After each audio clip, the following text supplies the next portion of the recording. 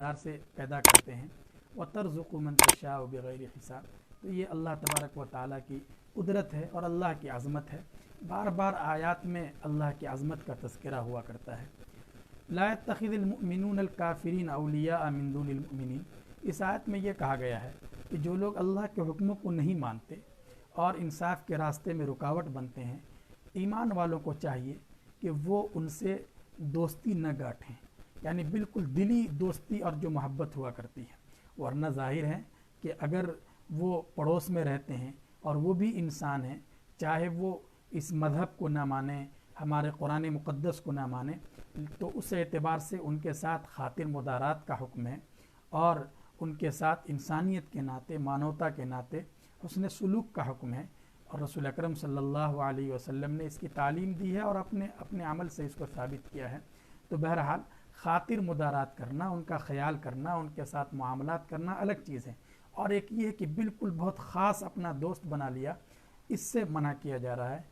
اور اس کے بعد اگلی آیت میں یہ ہے کہ دیکھو تمہارے سینوں میں، تمہارے اندر دلوں میں جو باتیں تم چھپا کے رکھتے ہو، اللہ ان کو بھی جانتے ہیں، اور جن کو تم ظاہر کرتے ہو اللہ ان کو بھی جانتے ہیں۔ قل ان کنتم تحبون اللہ فاتبعونی یحببکم اللہ۔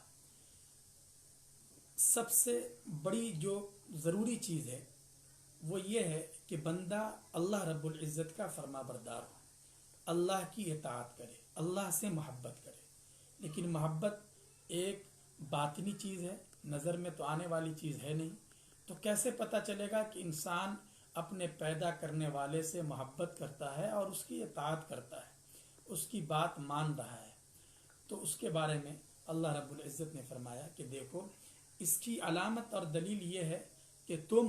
فاتبعونی، اے محمد صلی اللہ علیہ وسلم آپ کہہ دیجئے کہ میری اتباع کرو، میری اتباع کرو۔ اگر محمد صلی اللہ علیہ وسلم کی اتباع ہے، اگر آپ کی زندگی کے مطابق انسان زندگی گزارے اور آپ ہی کے جیسا اس کا عمل ہو، کردار ہو، کریکٹر ہو، تو یہ اس بات کی دلیل ہے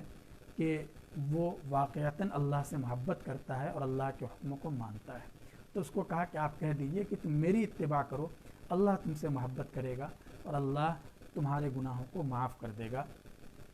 ان اللہ اصطفیٰ آدم و نوحا وآل ابراہیم وآل عمران علی العالمین۔ آگے چند انبیاء کا اور ان کے اولاد کا بھی تذکرہ ہے۔ اللہ رب العزت نے منتخب کیا،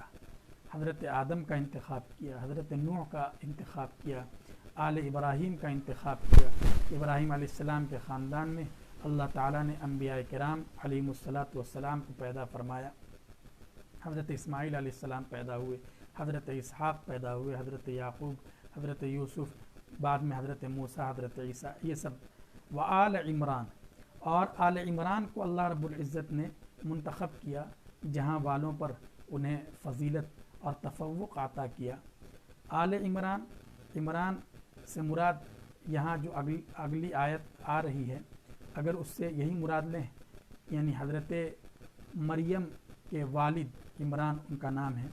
تو آل عمران سے مراد حضرت مریم ہیں جن کو اللہ نے منتخب کیا، اور حضرت مریم کے بطن سے اللہ رب العزت نے حضرت عیسیٰ علیہ السلام کو وجود بخشا، جو اللہ کے نبی اور پیغمبر ہیں۔ اذ قالت امرأة عمران رب انی نذرت لک ما فی بطنی محررا فتقبل منی۔ اگلی آیات میں خصوصیت کے ساتھ حضرت مریم کا تذکرہ ہے اور حضرت عیسیٰ علیہ السلام کا تذکرہ ہے۔ حضرت مریم کے والد کا نام ہے عمران، تو عمران کی جو بیوی ہیں یعنی حضرت مریم کی والدہ، انہوں نے یہ نظر مانی کہ اس بار میرے پیٹ میں جو بچہ ہے، جب یہ بچہ پیدا ہوگا تو یہ اللہ کے لیے وقف ہوگا اور میں اسے بیت المقدس کی خدمت کے لیے ہی پوری طرح چھوڑ دوں گی، مختص کر دوں گی۔ اور انہوں نے یہ دعا بھی اللہ سے کی، فتقبل منی، کہ اللہ اس کو قبول فرما۔ یہ پچھلی امتوں میں اس طریقے سے عموماً ہوا کرتا تھا کہ لوگ اپنے بعض اولاد کو مختص کر دیا کرتے تھے اور وہ پھر پوری زندگی اسی کام میں لگے رہتے تھے اور دنیا کو تیاگ دیا کرتے تھے۔ حضرت مریم کی والدہ نے بھی یہ نظر مانی۔ اس کے بعد کیا ہوا؟ قرآن کریم میں بتایا جا رہا ہے فلما وضعتها قالت رب انی وضعتها انثى۔ جب وہ بچہ پیدا ہوا تو حضرت مریم کی والدہ نے دیکھا کہ یہ تو بیٹی ہیں، یہ تو بیٹا ہے نہیں، اس لیے وہ کہنے لگی کہ میں نے تو بچی کو جنم دیا۔ اور ظاہر ہے کہ بیت المقدس کی خدمت کے لیے کوئی بیٹا ہوتا، کوئی مذکر اولاد ہوتی تو وہ زیادہ مناسب ہوتی، اس لیے انہیں ایک طرح سے فکر ہوئی۔ لیکن اللہ رب العزت فرما رہے ہیں واللہ اعلم بما وضعت، کہ اللہ کو سارے احوال کا علم تھا اور اللہ نے ان کی اس بیٹی کو ہی قبول کر لیا۔ فتقبلها ربها بقبول حسن۔ اب حضرت مریم کی والدہ حضرت مریم کو لے کر وہاں پہنچی بیت المقدس، اور اس وقت جو بیت المقدس کے خدام تھے اور جو حضرات وہاں دیکھ ریکھ کیا کرتے تھے ان کی خدمت میں جا کر پیش کر دیا کہ میں نے نظر مان رکھی تھی، اللہ نے مجھے یہی بچی عطا کی ہے، اب آپ اس کو قبول کر لیں اور اسی کے اعتبار سے دیکھیں۔ چنانچہ حالانکہ اس سے پہلے حضرت مریم کے والد بھی بیت المقدس کے خدام میں تھے، لیکن ان کا انتقال ہو چکا تھا، تو اور جو دوسرے مجاورین تھے اور خدام تھے ان میں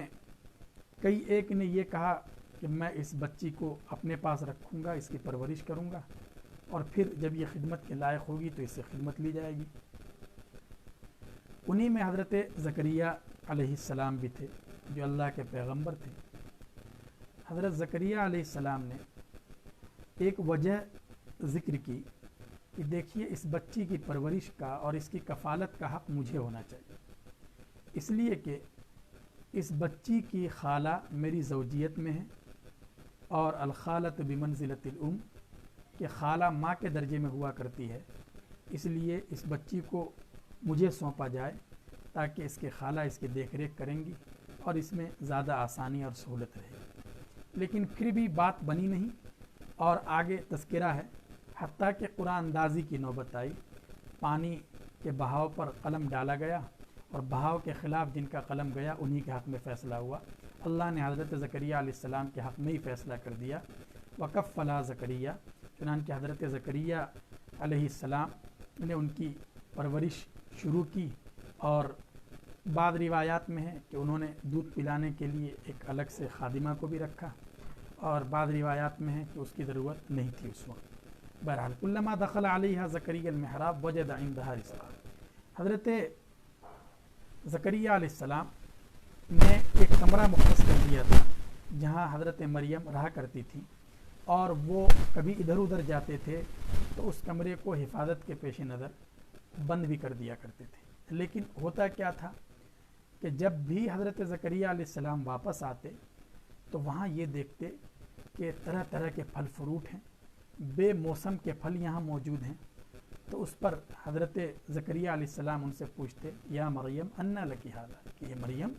بیٹی تمہارے پاس یہ پھل کہاں سے آ رہے ہیں؟ تو حضرت مریم جواب دیتی ہوا من عند اللہ، بس یہ اللہ تعالیٰ کی طرف سے ہے، ان اللہ یرزق من یشاء بغیر حساب، اللہ جسے چاہتا ہے بے حد و حساب عطا کرتا ہے۔ ہنالک دعا زکریہ رب، قرآن کریم کہہ رہا ہے کہ حضرت زکریہ اس وقت تک لاولد تھے، بڑھاپے کی عمر ہو گئی تھی، اور اب بظاہر امید بھی نہیں رہ گئی تھی ظاہری اعتبار سے، لیکن جب انہوں نے یہ دیکھا کہ حضرت مریم کے یہاں بے موسم کے پھل ہیں، اللہ ان کو عطا کر رہے ہیں، تو ان کا ذہن بھی اس طرف اور گیا، اور انہوں نے اللہ تبارک و تعالیٰ سے یہ دعا کی رب ہب لی من لدنک ذریۃ طیبہ، ایک نیک اور صالح فرزند کی اللہ تبارک و تعالیٰ سے دعا کی کہ اے اللہ آپ مریم کو بے موسم کے پھل عطا کرتے ہیں، آپ کے لیے کوئی چیز مشکل نہیں ہے، تو اگرچہ میں بوڑھا، میری بیوی بوڑھی ہو چکی ہیں، لیکن آپ ہمیں صاحب اولاد کر دیں، آپ کی بڑی عنایت ہوگی، انک سمیع الدعاء۔ فنادت الملائکہ وهو قائم یصلی فی المحراب، اللہ رب العزت نے ان کی دعا قبول کر لی، اور فرشتوں کی طرف سے ان کو بتایا گیا کہ آپ کے یہاں ایک بچے کا تولد ہوگا جس کا نام یحییٰ ہوگا